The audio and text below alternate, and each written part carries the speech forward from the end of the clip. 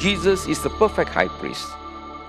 He is a priest not because of physical descent, as in the case of the high priest in the Old Testament, where they came from the tribe of Aaron, the tribe of Levi.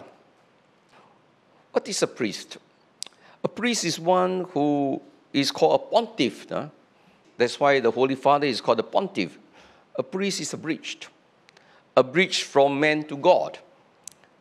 Priests are called, therefore, to be the face of God, to open the possibility for man to encounter God. That is what the priest should do.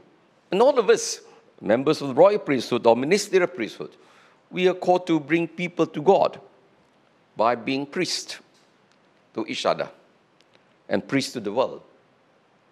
But in the Old Testament, and this is where we reflect in the gospel as well, in the Old Testament, the priests enabled people to have access to God through the sacrifice that they performed. Because in the Old Testament, our access to God is blocked because of our sins. Anyone who disobeyed the law, therefore, no longer had access to God. And this access to God could be made possible only when a sacrifice was performed. And the priest's task was to perform the sacrifices so that they could be reconciled with God for breaking the laws. And this is where Jesus, the high priest, is truly the priest, because Jesus' way to have access to God is not through obedience to the law. That is not the most important way to open, you can say, the passage to God. Because of our own human nature, it is impossible for us to really observe the laws, every detail of it. So the way for Jesus, the high priest, he opens this access to God through mercy, through compassion. He's a life giver.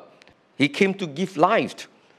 He was there to open the love and mercy of God to us all, so that we can respond accordingly. He is always on the lookout for people who are suffering, people who are wounded, people who are marginalized. And that is how we should, as a priest, should do. We should be sensitive to those people who are being marginalized, sensitive to people who are highly sensitive, sensitive to people who needs love and needs affirmation. Like Jesus, we should be therefore looking out for these people. Not to look at people to see whether they will commit an offense, whether they will fall. That is not the case of Jesus. He is looking out to see whether these people needs to be helped. Immediately, when he saw the need, he responded. That's the kind of priest that Jesus was. Always ever ready not to miss the opportunity. And sometimes in life it's like that. We forget that sometimes when there is a good deed to be done, and if we can do it, then we should do it. Don't delay, because after that you regret. So sometimes in your heart is stirred to do something. Maybe that's the time we need to respond. And what is also beautiful about Jesus, this perfect high priest of ours, he was ready to stand up for life. He was ready to stand up for the weak and the suffering. What is more important at the end of the day is mercy, is love, is compassion. It is not about observance of the laws and of the rules.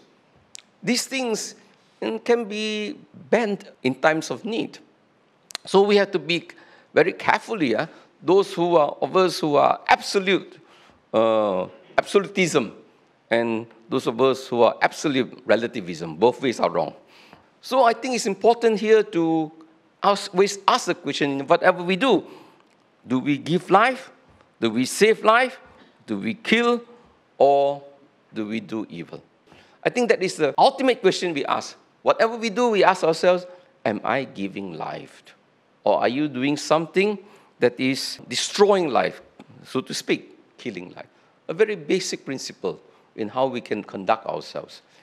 And so today, we praise and we thank God that we have this Jesus who is really one with us, and truly our high priest, because he is truly the King of peace and the King of true righteousness.